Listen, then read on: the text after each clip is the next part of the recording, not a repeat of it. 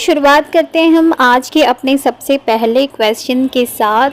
और आज के इस वीडियो में हम देखेंगे सीटेट के पर्यावरण अध्ययन यानी पेपर 1 में जो क्वेश्चंस बहुत ज़्यादा रिपीट होते हैं, कई बार आते हैं, बार बार आने वाले क्वेश्चंस को हम इस वीडियो में देखेंगे। तो चलिए शुरू करते हैं अपने फर्स्ट क्वेश्चन के साथ। और हमारा फर्स्ट क्वेश्चन है, मृत सागर क्या है? ऑप्शन दिया हुआ है, ऐसा सागर जिसका पानी जहरीला होता है, ऐसा सागर जो सभी महासागरों व सागरों से ज़्यादा नमकीन है, ऐसा सागर जिसमें ज्वार भाटे बहुत तीव्र गति से आते हैं, या फिर ऐसा सागर जिसमें जहाज चलाना खतरनाक होता है। सोचिए, मृत सागर क्या है? बहुत सारे लोगों को तो ये पता ही होगा क्योंकि ये बहुत ही इजी सा क्वेश्चन है। तो ये जो डेड सी है, मृत सागर, वो है ऐसा सागर, ऑप्शन बी, जो सभी महासागरों व सागरों से क्या है, ज़्यादा नमकीन है। ऐसा नहीं है कि ये जहरीला है और इसमें ज्वार भाटे बहुत तीव्र गति से आते हैं या फिर जहाज चलाना खतरनाक है, बल्कि ऐसा सागर जो सभी महासागरों व सागरों से ज़्यादा नमकीन है।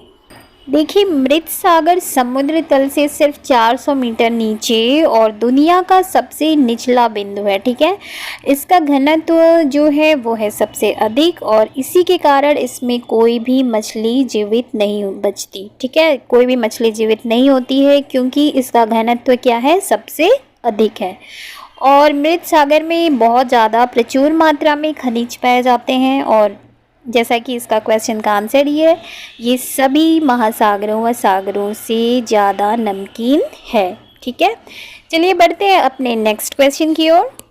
नेक्स्ट क्वेश्चन है, टूटता तारा यानी उल्का क्या है?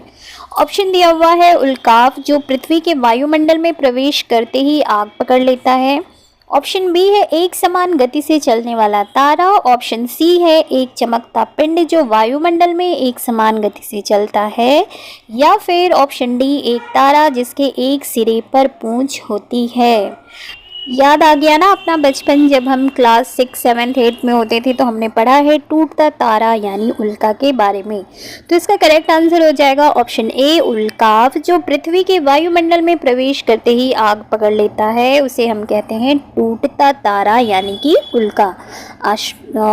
आसमान में तो आप लोगों ने देखा ही होगा टूटता हुआ तारा, और हम सब विश मांगते हैं कि हम इस एग्ज़ाम में पास हो जाएं, सीटेट में हमारे अच्छे मार्क्स आ जाएं। देखिए, ये जो होता है उल्काव जो पृथ्वी के वायुमंडल में प्रवेश करते ही क्या हो जाता है, इसमें आग पकड़ लेता है। ठीक है, उसको उल्का या टूटता तारा के नाम से हम जानते हैं, हम उसे टूटता तारा कहते हैं। यदि यह पिंड पूरी नहीं जल पाता है, पूरी तरह से अगर ये नहीं जल पाया, ये जो पिंड है, और पृथ्वी पर गिरता है, तो इसको उल्काश्म कहते हैं। ठीक है, क्या कहते हैं, उल्काश्म। तो इसका करेक्ट आंसर क्या हो जाएगा? करेक्ट आंसर हो जाएगा ऑप्शन ए, टूटता तारा उल्का है, उल्काव जो पृथ्वी के वायुमंडल में प्रवेश करते ही क्या कर लेता है, आग पकड़ लेता है। नेक्स्ट क्वेश्चन है, ताजमहल के पीले होने के लिए निम्न में से क्या जिम्मेदार है? किस वजह से ताजमहल का जो रंग है वो पीला हो रहा है? ऑप्शन है सल्फर, क्लोरीन, नाइट्रोजन डाइऑक्साइड या फिर सल्फर डाइऑक्साइड। तो इसका करेक्ट आंसर हो जाएगा ऑप्शन बी, सल्फर डाइऑक्साइड। ठीक है, ये जो अम्ल वर्षा है इसकी वजह से ताजमहल का जो रंग है, कलर है, वो पीला होता जा रहा है। तो इसका करेक्ट आंसर है सल्फर डाइऑक्साइड। ठीक है, नेक्स्ट क्वेश्चन है, यदि हम पक्षियों का अवलोकन करते हैं तो हम यह पाते हैं कि अधिकांश पक्षी अपनी गर्दन अत्यधिक हिलाते हैं। इसका कारण यह है कि ऑप्शन में से हमें बताना है कि किस वजह से ऐसा होता है। ऑप्शन है, अधिकांश पक्षियों के नेत्र स्थिर होते हैं यानी एक जगह टिके होते हैं और घूम नहीं सकते, इस वजह से पक्षी अपने गर्दन को बहुत ज़्यादा इधर उधर हिलाते हैं। ऑप्शन बी है, इनके कान ढके होते हैं और वे उड़ सकते हैं, ये तो बेवजह का है। ऑप्शन सी है, पक्षियों के 2 नेत्र होते हैं, ये ऑप्शन भी कोई मायने नहीं रखता। ऑप्शन डी है, इनके नेत्र 2 भिन्न भिन्न वस्तुओं को एक ही समय पर फोकस कर सकते हैं। बड़ा ही ऑब्वियस सा इसका आंसर है। आंसर इसका हो जाएगा ऑप्शन ए। अगर पक्षियों का अवलोकन आप करेंगे तो आपको ये पता चलेगा कि ये जो अधिकांश पक्षी हैं अपनी गर्दन को बहुत ज़्यादा क्या करते हैं, घुमाते हैं। ठीक है, रोटेट करते हैं। और इसका जो कारण होता है, इसकी जो वजह होती है वो ये है कि अधिकांश पक्षियों की जो नेत्र है, जो आँखें हैं, वो होती हैं स्थिर। ठीक है, जब आँखें एक जगह स्थिर होंगी तो इन्हें इधर उधर का नज़ारा देखने के लिए क्या करना होता है, अपनी गर्दन को घुमाना होता है।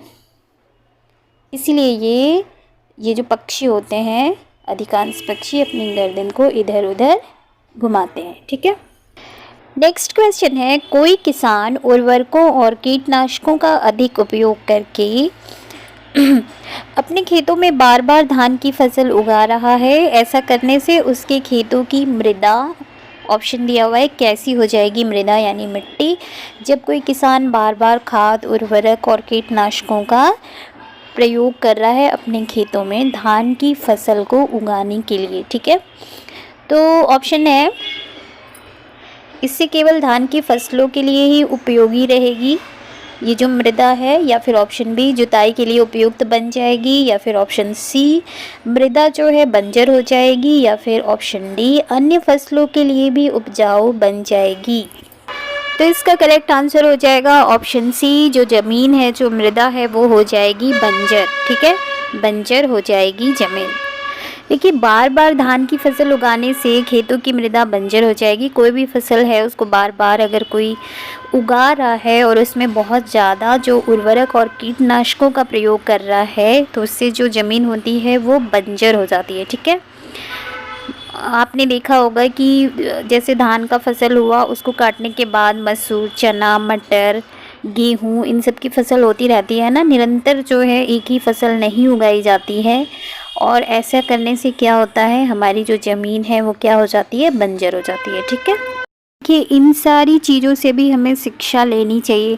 ऐसे ही हमारा जीवन होता है, अगर हम किसी एक ही जगह पर टिके हुए हैं, सेम चीज़ करते जा रहे हैं अपनी लाइफ में, कहीं आगे नहीं बढ़ रहे हैं, दूसरी चीज़ों की तरफ नहीं बढ़ रहे हैं, तो हमारा जीवन भी क्या हो जाता है, बंजर हो जाता है, एकदम नीरस हो जाता है। इसलिए हमें नई चीज़ें सीखते रहनी चाहिए, नई चीज़ों की तरफ बढ़ना चाहिए, हमें आगे बढ़ना चाहिए। हार जीत, अप डाउन्स, ये सब हमारे लाइफ में लगे रहते हैं। कंटिन्यू अगर एक ही चीज़ रहा, आप हमेशा सुखी रहे तब भी आप बर्बाद है, आप हमेशा दुखी रहे तब भी आपका क्या जीवन हो जाएगा, नीरस, बंजर, है ना। चलिए बढ़ते हैं अपने नेक्स्ट क्वेश्चन की ओर। नेक्स्ट क्वेश्चन है, एक पश्मीना शॉल लगभग ... साधारण स्वेटरों के बराबर गर्म होती है और एक साधारण पश्मीना शॉल को बुनने हेतु ... घंटों का समय लगता है। हमें फील करना है ऑप्शन में से कि कौन सा करेक्ट है। तो इसका करेक्ट आंसर हो जाएगा ऑप्शन डी। ठीक है, ये जो एक पश्मीना शॉल होती है वो लगभग 6 साधारण स्वेटरों के बराबर क्या होती है, गर्म होती है। 6 साधारण स्वेटर और एक पश्मीना शॉल, दोनों की गर्माहट क्या होगी, बराबर होगी। और एक साधारण पश्मीना शॉल को बुनने हेतु, उसे बनाने में, बुनने में कितने घंटे का समय लगता है, लगभग 250 घंटे लगते हैं। ओहो, 250 घंटों का समय लगता है एक पश्मीना शॉल बनाने में। ठीक है, और भारत में सबसे अच्छा जो पश्मीना शॉल होता है वो कश्मीर में मिलता है, ये तो सभी जानते हैं। ये पश्मीना शॉल जो है हमें मिलती है भारत में कश्मीर से। ठीक है, इसके अलावा नेपाल, तिब्बत और भी जगहों पे पश्मीना शॉल मिलती है, और ये पश्मीना बकरी के ऊन से, उसकी खाल से बनाई जाती है। ठीक है, तो इसका क्या होगा करेक्ट आंसर, इसका करेक्ट आंसर हो जाएगा ऑप्शन डी। चलिए बढ़ते अपने नेक्स्ट क्वेश्चन की ओर। नेक्स्ट क्वेश्चन है, स्लॉथ के बारे में नीचे दिए गए कथनों में से सही कथन को चुनिए। ऑप्शन है, स्लॉथ लगभग 40 वर्ष तक जीते हैं और अपने जीवन काल में 50 वृक्षों पर घूमने की तकलीफ उठाते हैं। ऑप्शन बी है, स्लॉथ लगभग 10 वर्ष तक जीते हैं और अपने जीवन काल में 40 वृक्षों पर घूमने की तकलीफ उठाते हैं। ऑप्शन सी है, स्लॉथ लगभग 40 वर्ष तक जीते हैं और अपने जीवन काल में 8 वृक्षों पर घूमने की तकलीफ उठाते हैं। या फिर ऑप्शन डी, स्लॉथ लगभग 40 वर्ष तक जीते हैं और अपने जीवन काल में 8 वृक्षों पर घूमने की तकलीफ उठाते हैं। तो फ्रेंड्स इसका करेक्ट आंसर हो जाएगा ऑप्शन सी। ये जो स्लॉथ है वो लगभग 40 वर्ष तक जीते हैं और अपने जीवन काल में 8 वृक्षों पर घूमने की ही तकलीफ उठाते हैं। बहुत ही आलसी होता है। ऐसा इसलिए क्योंकि स्लॉथ एक पेड़ पर 4 से 5 साल तक रहते हैं और उसी पेड़ की पत्तियों को खाकर अपना जीवन यापन करते हैं, जीते हैं और फिर हफ्ते में एक दिन नीचे उतरता है, उल्टा लटक कर सोता है। ठीक है, तो इसका करेक्ट आंसर ऑप्शन सी हो गया। और ये बड़ा ही आलसी सा जानवर है। हर किसी की अपनी अपनी लाइफ है। अब देखिए स्लॉथ की लाइफ कैसी है।